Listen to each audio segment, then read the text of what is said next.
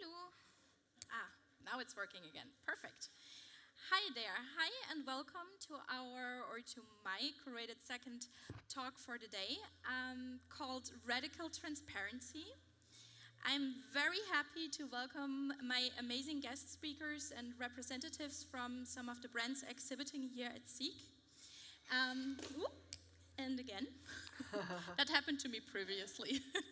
So to my right here is Sébastien. He's one of the founders from Veja. Then we have Gitta, who is the creative director for Merz Schwanen, followed by Marc, who is one of the founders of the brand Possible, also to find here at Sqetch.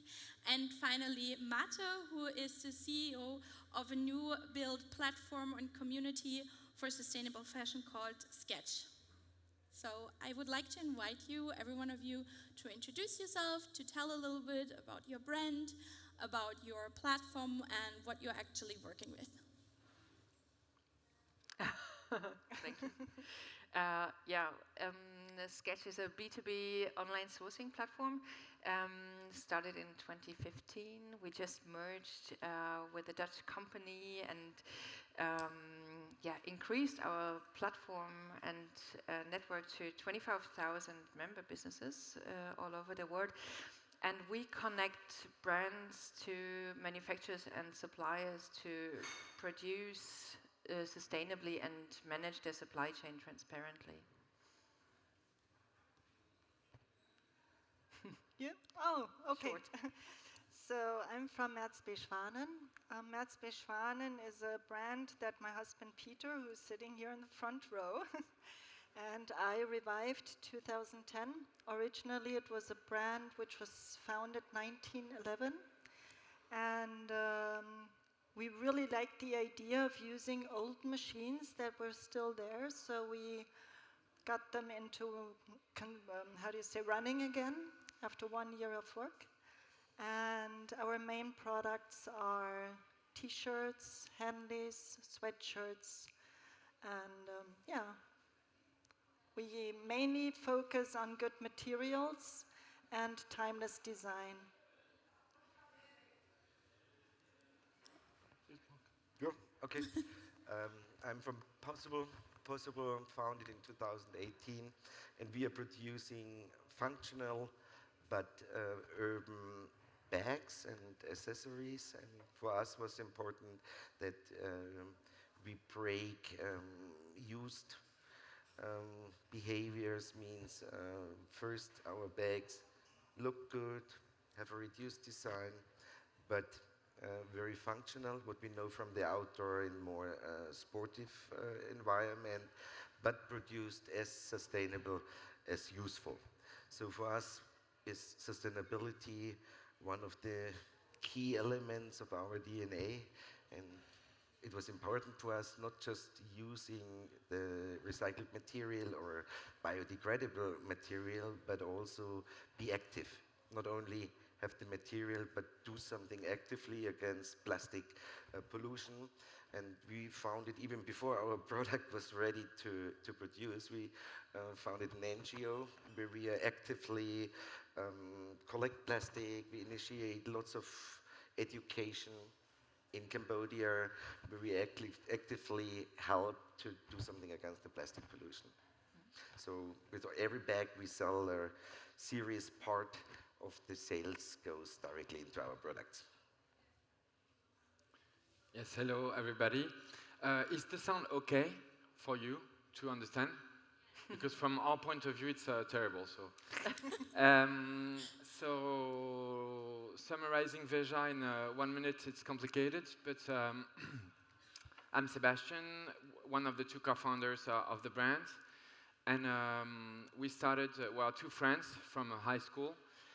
And we started Veja in 2004, and our objective was to create the first sneaker that we respect human beings and environment all along the supply chain. So before launching Veja, before creating Veja, we worked for big companies all around the world. In 2002 and in 2003 and 2004. And we we went in many countries and we visited their projects linked to sustainable development. So it meant social projects, it meant environmental projects, economical projects, and we were a bit disappointed by what we saw on field. But it gave us the idea to create a complete new kind of company. And we didn't know anything about fashion, we didn't know anything about the industry, how you make shoes, etc. But for us, it was the product that we liked to wear as teenagers and as young adults. It was a very symbolistic product because I think it's something that that gathers modern slavery on the way it's made, modern blindness on the materials used that are still today very polluting. So we did it a bit with innocence, but the innocence was saying, we don't know shit about sneakers, so let's learn, and if we want to do organic cotton, we don't know a lot about organic cotton, so let's go on field to buy organic cotton from the producers directly. And then, so we went to Brazil, because it was a country that Brazil had all what we wanted. They had organic cotton, they had wild rubber in the forest, on the rubber trees in the Amazonian forest. They had shoe factories. So we went there a bit. It was really, everybody was making fun of us, and everybody was saying, you're crazy, you're only two, you don't have money, etc. But we went on field to convince and to know first, and then to convince organic cotton producers, we say small producers, but it's not the good word in English, like small surface production, like people that are very, very poor, because we wanted to do an environmental axis, but also a social axis. With fair trade, we learned fair trade principles, etc., etc. So in 2005, we launched the first Veja shoe that was gathering organic cotton for the canvas, wild rubber for the sole, and then it became a brand. Wonderful. Thank you. 1 minute, complicated. No, that was a perfect roundup. I'm actually going to use the chance to introduce myself a little bit more, also because maybe not everyone joined the talk earlier today. So my name is Dorothee. I run an agency called DS Agency, and I completely focus on supply chain transparency and sustainability culture within that. So, for example, one of my biggest clients that I'm working with is Control Union, and for them, I audit GOTS, RWS recycling standards, and I also educate brands in supply chain transparency and how to actually get certifications for textiles. With this in the back of my head, and with this as a background, when premium trade shows, premium exhibitions invited me to curate this panel, looked at the brands that are exhibiting here and saw that transparency is one of the things that I see as a huge shift right now. It's something that a lot of brands try to implement or to work out in their strategies and visibilities. So I got very curious in how brands actually do that hands-on, and what's their opinion on that, their standpoints and motivations. And this is going to be basically what this talk is going to be about. So my first question to the panelists today is, what does transparency mean for you as a brand, from your personal experience, or from you as a matchmaker when it comes to production and to sourcing? How do you see transparency, and how do you implement it? Okay, let me start. So from someone kind of overseeing the industry from kind of a back-end perspective, since we are not selling products and not producing ourselves, there are two main aspects about transparency. First is knowledge. So very, very few brands have knowledge about their entire supply chain. Of course, all of them know their tier one suppliers, like their manufacturers of ready-made goods, like the ones that assemble the products and deliver them to them, but they have suppliers and subcontractors themselves. So who does know who is your button supplier? And the button supplier has raw material suppliers, and the raw material suppliers have machinery suppliers, and so on. So it's incredibly complex, and it needs a lot of effort and a lot of information and data that needs to be gathered. So actually, it's very hard to understand how your supply chain is also, or how your decisions as a brand are impacting communities. Do you know how the people live in the village in Bangladesh where your dye house is placed? You don't know. So actually, you as a brand are responsible for all, for the entire impact throughout your supply chain. So you have to understand that, just for risk management, because whatever happens, you have to deal with the risks, so you have to understand what is going on in your supply chain. That's a very basic economical management task, let's say.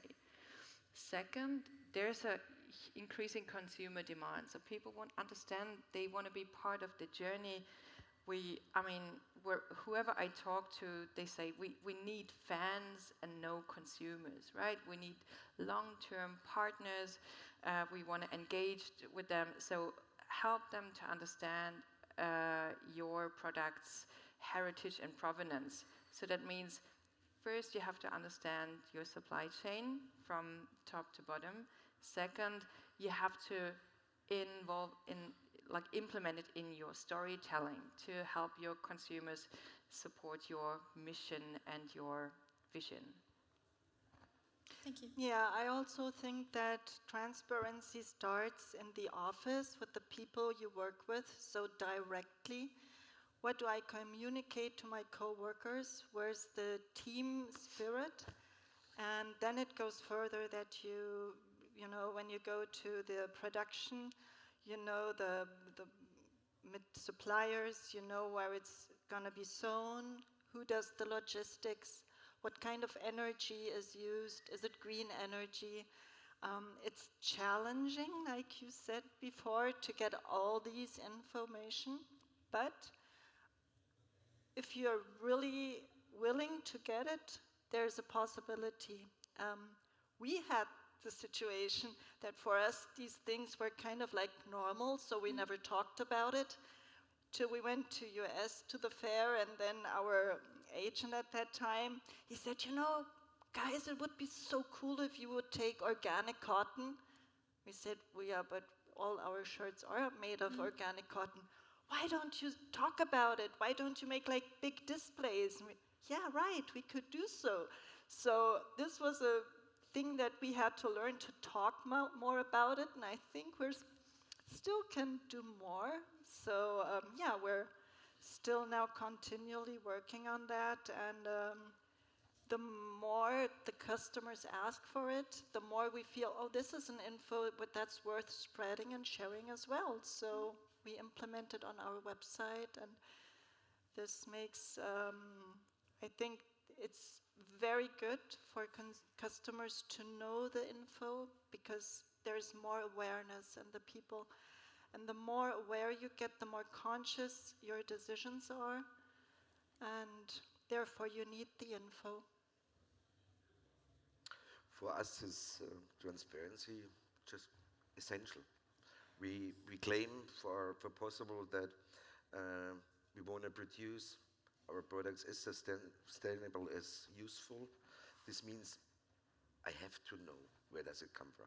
And if I look at our own supply chain, it is quite complex and really far spread. So we get the raw material in Southeast Asia, we get the production of the fabric in Taiwan in different steps, we have the cut and sew in Vietnam, we have the engineering in Europe. We do that whole Asian topic not because cheap labor or whatever, which is still very often the feedback from the market. No, we do it because there is only the competence what we're really looking for. We have been looking many, or a lot of countries in Europe was not possible.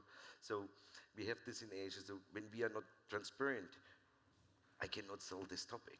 And on the other side, it is also my very, very personal demand. When we decided to do possible, we not just doing it as another brand. Sorry, nobody needs another brand. There are enough shoes, there are enough bags, whatever. So we decided we want to be different. If I'm founding a brand in 2017, 18, I cannot do that what others did 30 years ago. So we said we want to do it differently. And our aim was to do it to really change something. We do not just want to produce a new product. And therefore, I want to see where is it done. And actually, my background is also not fashion or whatever. I have an advertising background. I decided it from a totally different way to do that. And I want to see with whom I'm working, what is in. I want to understand everything. So most of my time, I'm in the factories. And I'm looking in every pot, in every oven, in everything. Because honestly, I'm also interested in it. Because if I'm doing it, I want to know what I'm talking about. And I see also our customer pays for it. They ask, and they come also with quite challenging questions, which are totally okay. And to answer that, I need that. So for us, it's the base of our business.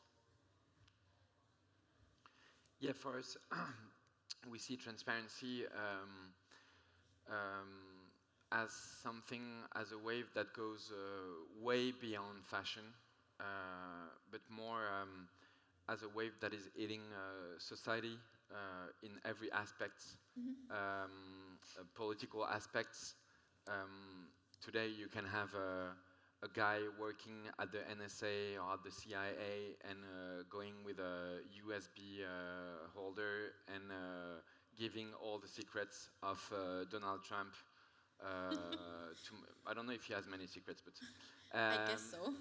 but it's the world we live in, the world of internet, of communication and information that goes maybe 1 million times faster than 20 years ago.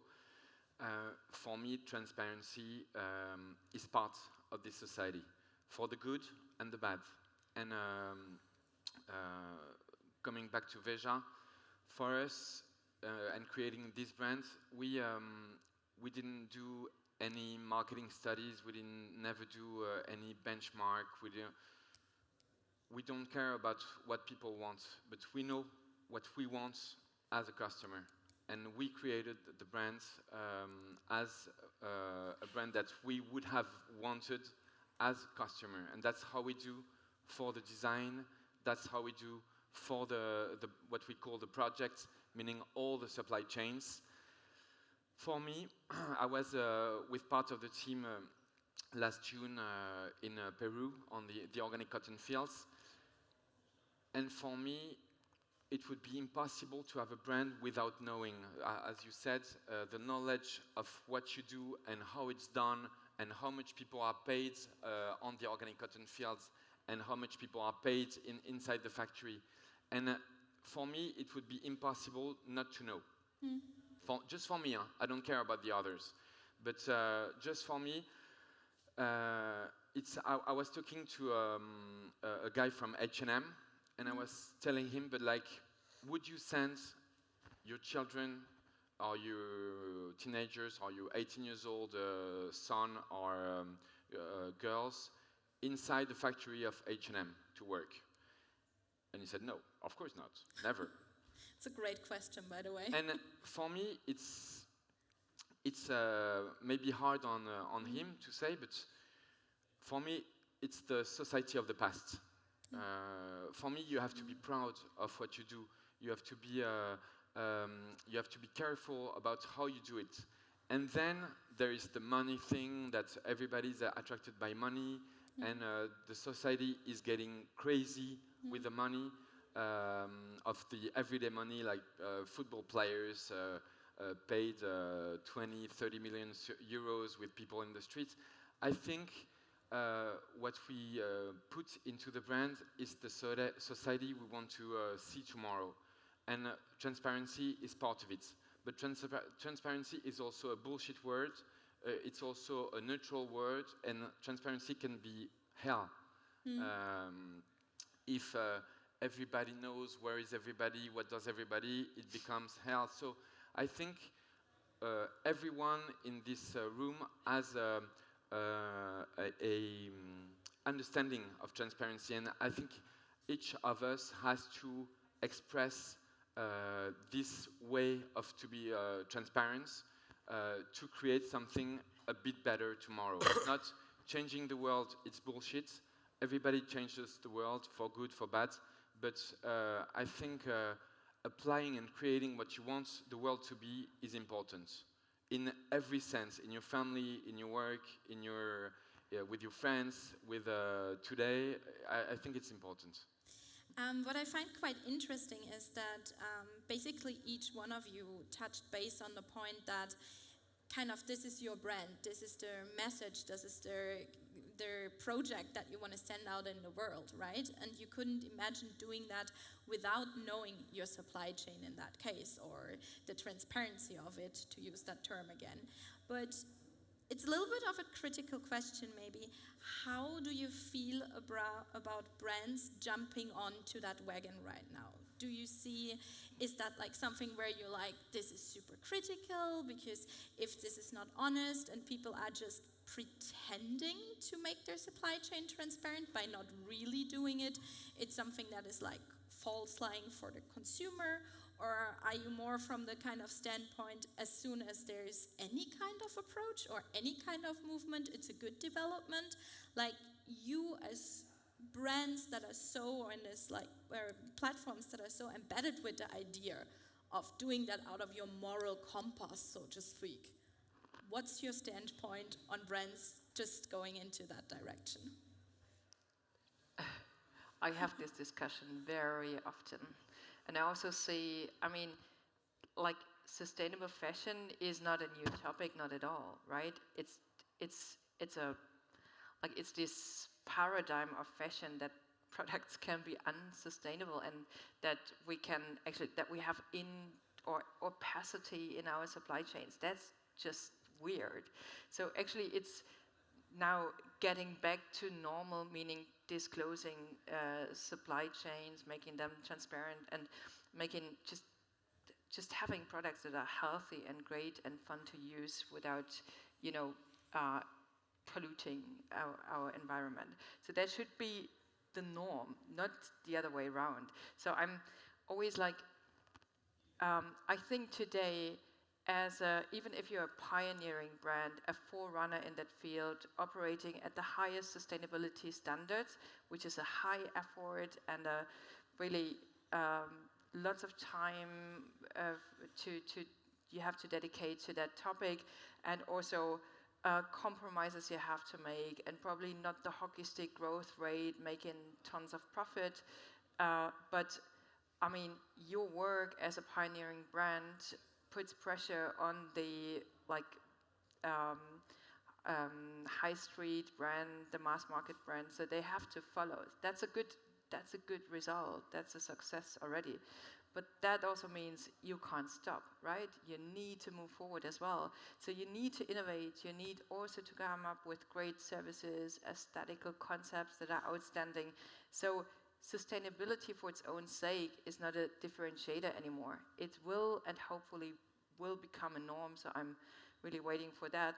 But that means that those pioneers that are in this niche right now, that differentiate themselves from the conventional players, they also have to reinvent their own concepts. And I'm really happy about that, because that means we will have a rich fashion culture of very diverse skills, diverse concepts, and we need like just brilliant, beautiful things that are very sustainable around us. Yeah, I see it the same way. We mainly do it, first of all, because it's, like you said before as well, it's because it's our personal aim.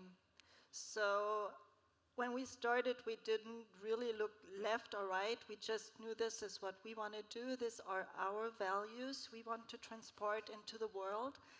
And yes, we had and still have a lot of challenges while doing that, but on the other hand, it's challenges keep you fresh.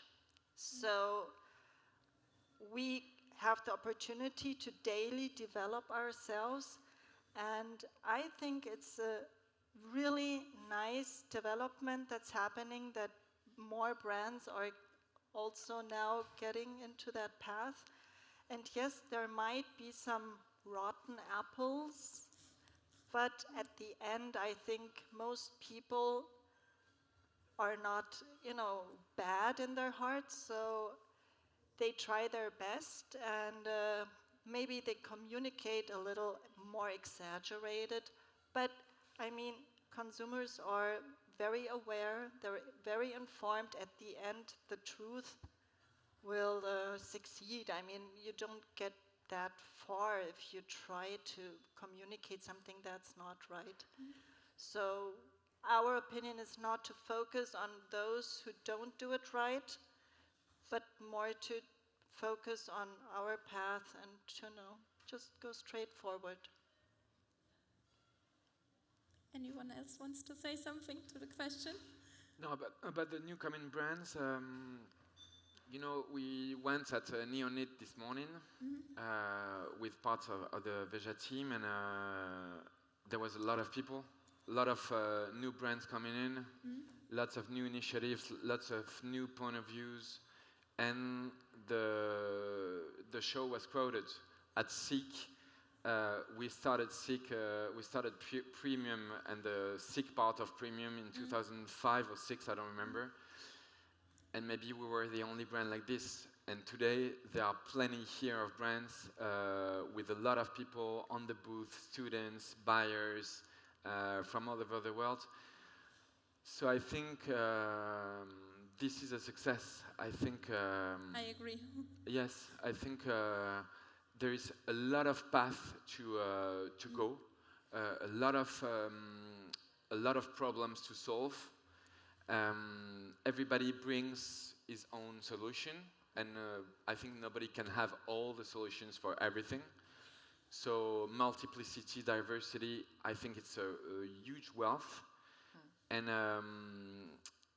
in terms of materials, it's the same. A lot of innovations are coming in with materials, which is good. Then you were talking about the part of greenwashing, of communication. It's simple communication. It's the difference between reality and communication. This is greenwashing. So when you do too much of communication, when 1% of your production is made well, I think we live in a society, you're going to have problems because there is a collective intelligence, really speed of information that the consumers, they are aware, or maybe part of the consumers are very aware today, and you can have a backlash which is much stronger of your communication about sustainability, green, whatever. Yep. So if you are a brand and you're cheating or lying or over-communicating on something that is not very masterized and a bit bullshit, I think you can pass the first month, you can pass the first 6 months, but then after 1 year, 2 years, 3 years, you're going to have a wave back in your face, and you deserve it. So companies that are doing that, they are taking their own risks, because transparency, as we said, it's the truth.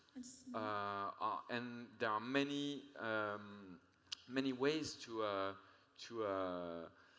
analyze a project, analyze this truth. So for me, I'm positive about what is happening now. Maybe it's always like this. Maybe we should talk a bit less and act a bit more. I think that today people want actions. They don't want speeches about bullshit sustainability and transparency, etc., etc. They want actions. They want results. They want things that you can show. If you talk about sustainability, transparency, and you don't show anything, what are you talking about? You're just a speaker on a round table. But then, if you show actions, if you show fields, if you show.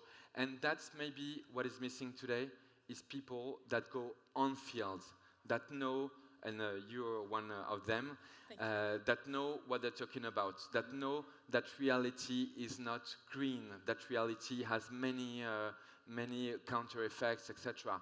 And talk about this reality, these counter effects, this, you try to do good and you have bad results. Even to talk about this is important, because more than transparency, what counts today is reality. So that sounds a bit bullshit, but it doesn't sound so bullshit, actions actually. feels better than words. Yeah. That is very interesting, because I noticed both of you were referencing basically that the customer knows, that the customer is aware. Or that will the know. Customer, that's my question. Do you really think the customer knows now? And if so, what kind of customer are you like? What kind of customer do you have in mind with that? Is it only a special demographic? Do you think all customers do know now or will know in the future? Because quite honest, as we talk about like the reality of things, I don't always see how really everyone understands basic facts like how a supply chain works. And maybe it's not even something that we can ask from everyone to understand. But where's your point there, your point of reference in saying customers know, customers are aware, customers will know? Yes, I think this is significantly changing recently. When I look back 3-4 years, and now it is really topic everywhere. And it's not only a topic in the niche, so not only in the sustainability area and sustainable fashion shops. No, it is moving out of that. And this is great. This is amazing. Because why we are doing that? We are not only doing that to sell products. We're doing it because we believe on it. We think it is important. So for us, the change of the market is important. We can see that, we can feel that. And we see for us even more interesting are the retailers who are not just the super green ones, the super fair eco shops. No, the others, and they're looking for it. They understand it is necessary, and not only because you need it for your customer, because they really see. Everywhere we have it. We have the climate change, we have Greta, we have Australia, we have the ocean plastic topic, so you cannot just ignore it anymore. And this is for us, or for the world, a perfect development. I totally agree. I'm working in that field since 20 years, and I'm totally with you. When we started, we were like these, we just crashed the party, like, you know, talking about things that are not super nice, not the nice part of fashion. This like confetti world of inspiration and vision. So that has totally changed, and I can just, if I look at my daughter, she's 20 now, and she's really active in, involved in rental wardrobes and things like that. And she's really using fashion totally different and seeing this industry from totally different perspective. And just the fact that we're in the digital era where information is distributed globally, that there are networks and social communities like exploding from one second to the others, that are campaigns that can be started from small initiatives like the Fashion Revolution campaign with multi-million followers organized by a couple of people.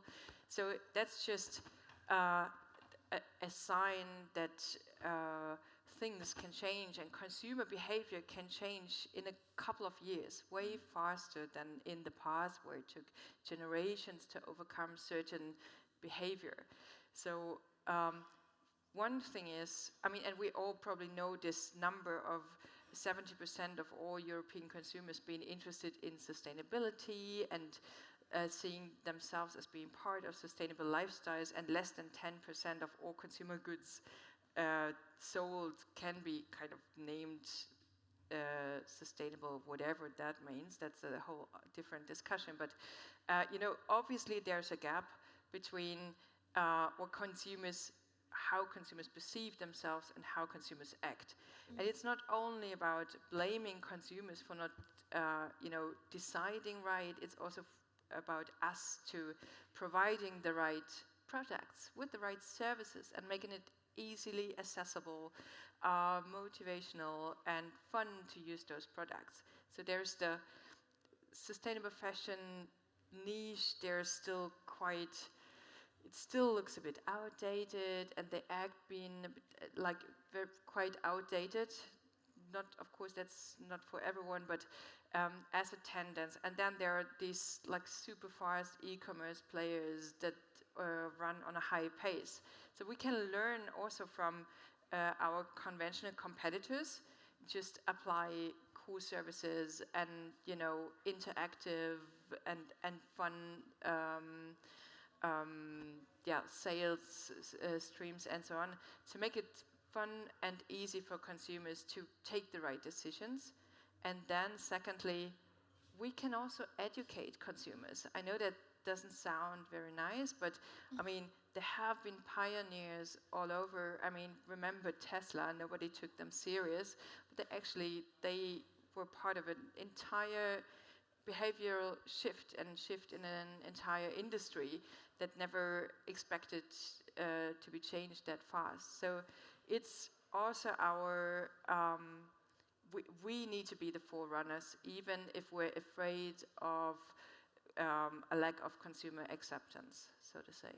Yes, I think that's a really interesting word that you just said. It's the more information you have about a product, how it's made, what it takes to make it, the more you can recognize the value. So, but we all are very caught up in our daily, life. So maybe it's sometimes like if you come to a doctor and he says all these Latin words and you think, oh, I don't understand it. So that's a nice idea that you just said, to make it in a funful way, that people, that consumers understand what it's all about without being overwhelmed with information, because there's so much information we have to get from all over. And the more information they get, the more transparency. For example, we invite customers to come to our production in Germany. They can look around, they can see the sewing table, the warpery, everything. And later on they say, wow, this is really nice and it makes fun, and now I understand why the shirt has that price. There's so much work in it. And the more you know about something, the more you're also willing to pay that price. And so it's very important that we do it in a nice and easy-going and accessible way, the information. I think that's a really interesting point, the whole education, the whole storytelling, and the way that we still a little bit communicate around sustainability or transparency, because it has this stigma of being so factual and dry and boring. And I mean, I don't know how you feel about it, but I mean, as I said, I'm a textile auditor. I work with this on a daily basis, but I don't even always want to read that kind of 10 pages reports. It's kind of, the question is, if that's a thing that brands and industry leaders should do, the educational part, where's the challenge? Where's maybe tools to solve this challenge, to make your transparency, I want to say, approachable or fashionable or sexy, So someone is actually saying, this is amazing, I want to buy this product because it has some kind of a special value by being a little bit more price intensive, etc., due to the production. I think this was for us, I think very, very, very important to create something which is not boring, which is not looking like recycled or sustainable or transparent. No, make it as sexy as possible, as attractive. Tell the stories in a way where it is fun, where it's interesting, not this kind of reports and sustainability, whatever list and facts and figures. Yes, you need them, but you need them for yourself and for some journalists or whatever, but not for the consumer. And this is, I think, also the time we are in. People don't wanna cut down their expectations of what they are consuming. They require still great design. It must be easy, approachable. It must make fun. It must be enjoyable, and so on. And I think this is also totally right for our topic. It's probably a call for creative people to use their creativity in, handing over this information in a way that consumers are willing to take it. So there's, if there's a dogma and if there's too much of a push, there will be right away a counter movement. So we have to avoid that the people are afraid and stay away from the topic. So, and the big challenge in fashion and textiles is that there's not this one standard, not this one label, not this one process that everyone knows and everyone also trusts. So you know that better than me. There's like dozens of labels and standards that are also invented by the industry themselves. I mean, the consumers are overwhelmed by the multiple different strategies and standards. So, but we won't manage to find this one industry standard. I doubt that this will be happening.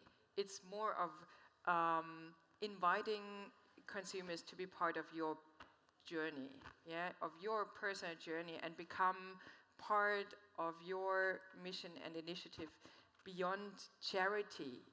Just you do business for a purpose, and their consumption decision is doing good for society and environment. So it becomes a political act to buy goods from brands that do it for different purpose than just making profit. So that's it.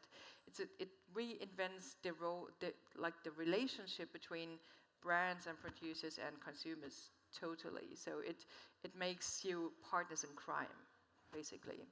So that's very different from education, dogma, information processing, and sticking to certifications and standards. Alone, the words are already horrible.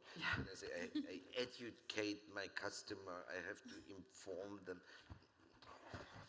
Get out of that. It must be exciting. It must make fun, and people must want it. And to say educating people, educating someone,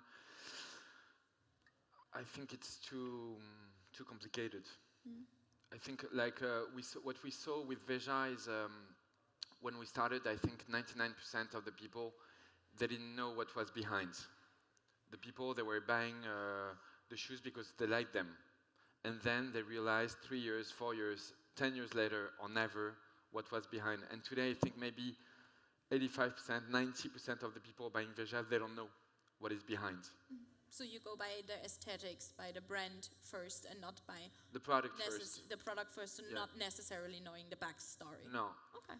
And I think going to a fight where you have to educate, where you have to make know, where you have to, I think it's a lost fight.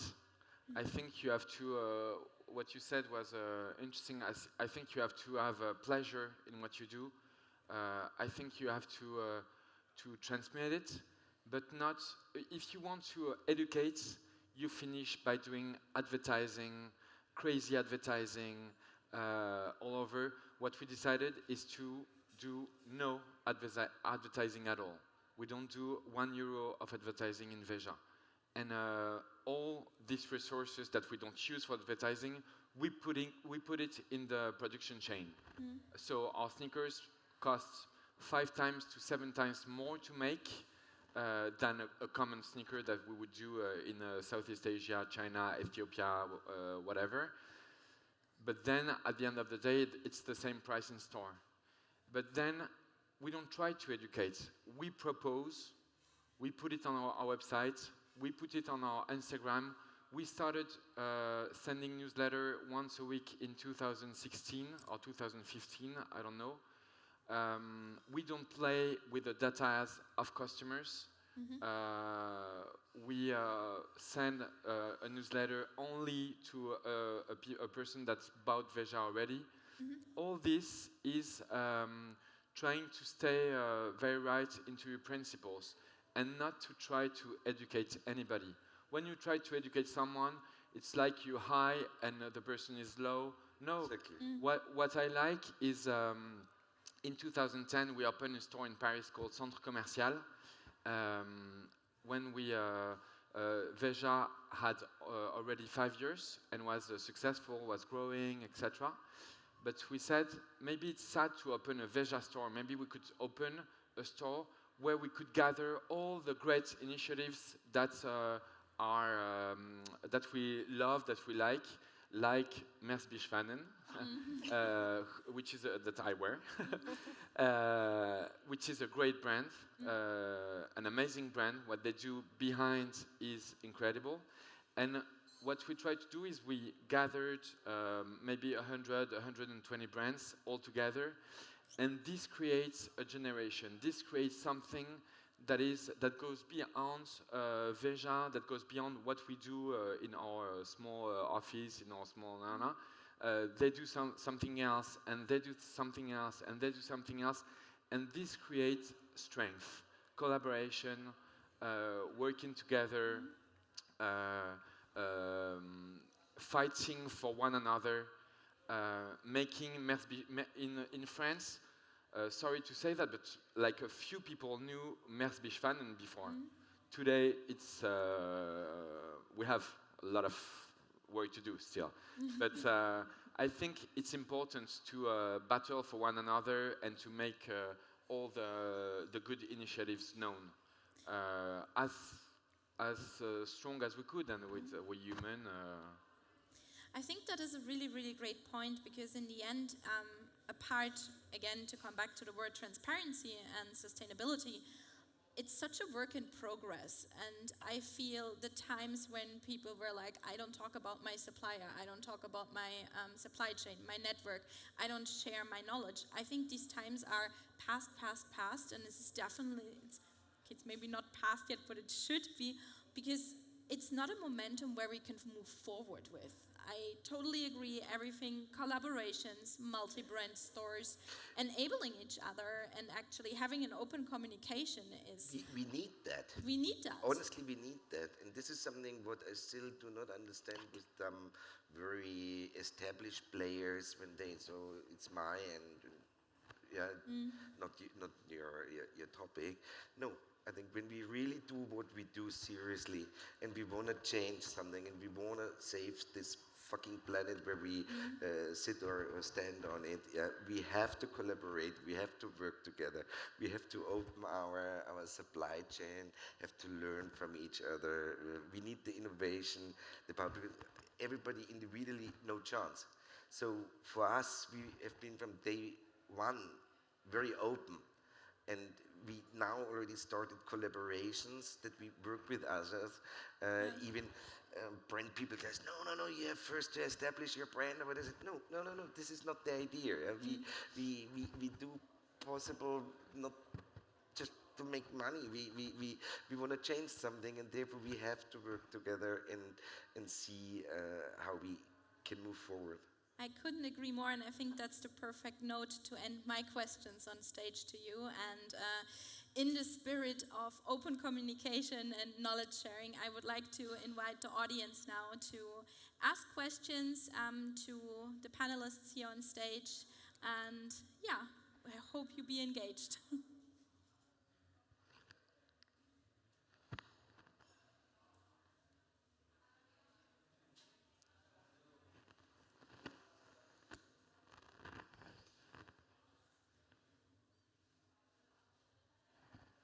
Hi, hello.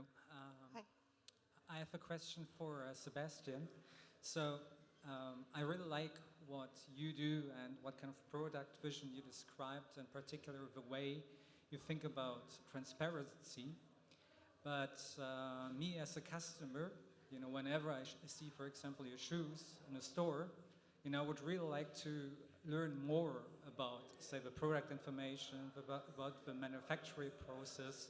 Do you have any idea how to make those information more easy accessible. Because just Googling them, from my experience, rather ends up in some kind of general information. But I would really like to have concrete information, for example, for this shoe that I'm holding in my hand. Yes, a lot of people told us since the beginning, yeah, you should put organic cotton on the walls of the stores that you're working with. You should put wardrobe. You should say that you're working with an NGO of social rehabilitation for logistics, etc., etc. But we don't do it because I trust you, because you're not a baby boy. You know how to type. We have a website where before you can reproach me this. Today we have a website that contains pretty much everything on the project. Something are missing, but I trust people. I trust you to, if you want to, get informed. But I don't push this information to you. As a customer, I hate newsletters, I hate marketing, I hate all those kind of things. So if I want to get information, I go online. And we have a magic tool today, which is called Internet, where you can find a lot of information about Veja and about a lot of things. But yes, pushing it to the face of somebody, I don't think I am able of doing this, because for me it's a burden when you push an information to someone. It's too much. You know, we don't try to convince anybody. We don't try to sell. Of course we sell, but we don't try to sell and to push the selling, etc.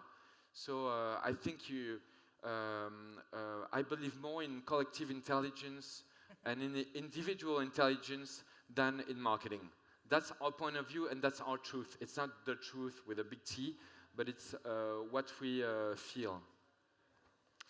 But it's a good indicator that you ask that. If I understand you right, you're demanding for product-related information, right? You want to go deeper. You want to get more. Exactly. It goes a bit the line you suggested about educating the user. And I think the way to go is not by doing a brute force marketing campaign, but still somehow making the exact information customers are seeking for accessible, but not in a way that they think they are now victims of targeted advertisement. I think this is the real challenge, because education starts with, giving the relevant information on the silver plate. And if you Google or if you go through a website, this customer journey is already super complicated. And from my experience, if I see, for example, a shoe, it's more like a decision within a second. I love it, I want it or not. And in this moment, I would really like to have this additional information and not first of all go home and do my research and so on. This is very intense. So if you're not sure, my piece of advice: you don't buy it. You go home, you take your information, you see if you need it really, if you don't have other shoes, Adidas, Nike, that are very beautiful, and then you check. That's my answer. So maybe I'm a different customer, but no, but I'm joking. I'm rather easygoing. I'm sorry, due to time. Sorry to interrupt you, but I think due to time reasons we can only have one more question, and I would like to give someone else. But it was a very, very wonderful question. Thank you. So one more audience question. I'm sorry that I have to cut you off, guys. Hi, I'm Vanessa. And I also have a question to Sébastien, but also to Marc. And Sébastien mentioned that he's not spending a euro on advertising, but I'm wondering in terms of branding.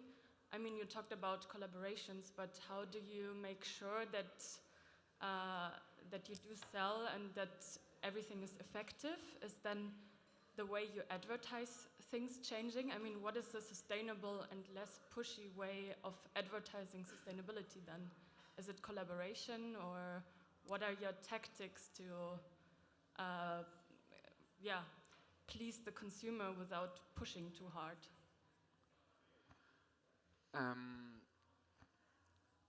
tactics of communication, you know, we're a bit prehistoric. Huh? It's for us. It's our website. It's Instagram, but we didn't revolutionize anything there. Social networks are really important, but for us, our communication tactic is to tell the truth, is to say what is the wage of a Brazilian worker in a factory, and to write the wage and maybe to talk about it. It's to say the difficulties we have on field with some cooperatives of organic producers, organic cotton producers. It's for me, that's what I would expect from a brand. So we do it, and but tactics of marketing, etc. Really, I'm not the best. I'm not the best to talk to because we do it very plain, very a bit rough. So.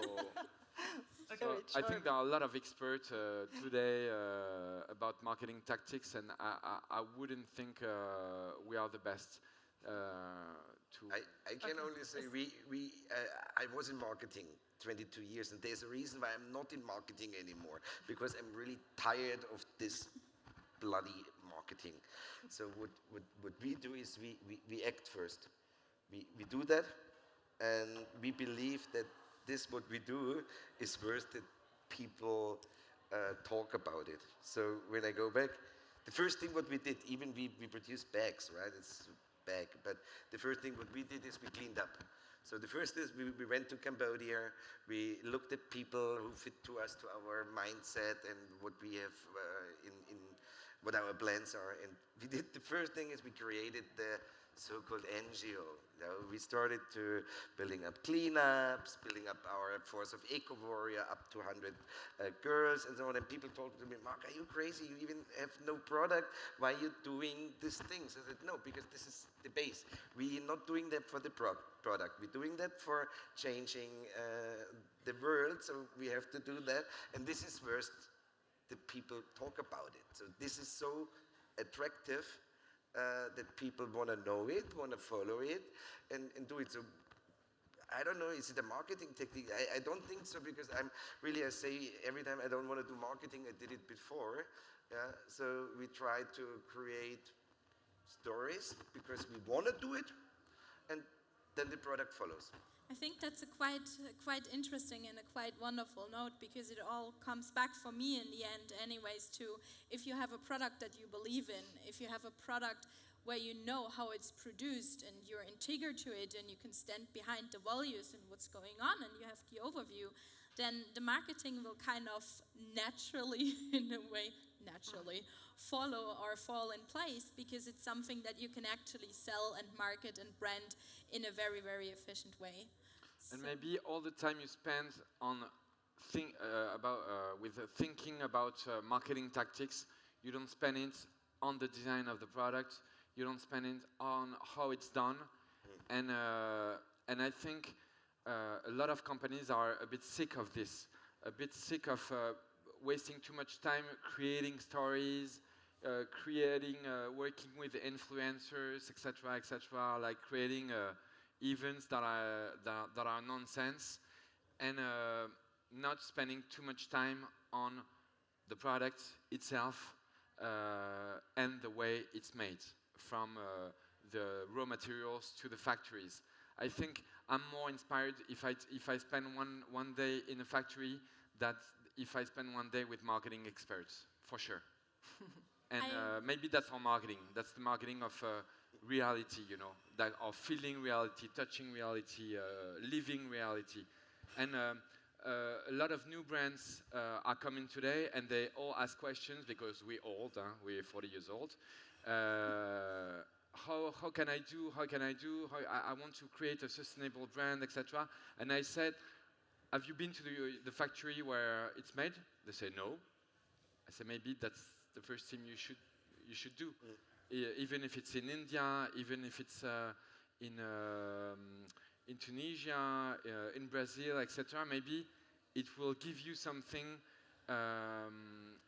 something big, a lot of inspiration, a lot of, when you know how it's made, it gives you the heart of your brand, I think. That's my point of view. Absolutely. I feel we could continue this discussion forever, and it was really, really inspiring to hear your thoughts, because I believe, especially you guys sitting here, you have such an impact on the industry, and this is so great initiatives and brands you're working with, so thanks a lot. And I'm sure for the brands that are here anyways exhibiting at Seek, and also like their external speakers, you're very welcome to approach them, go by their booth, check out their presentations here. And yeah, thank you. You were a great audience. Thanks for the very, very interesting questions, and have a great day. Thanks.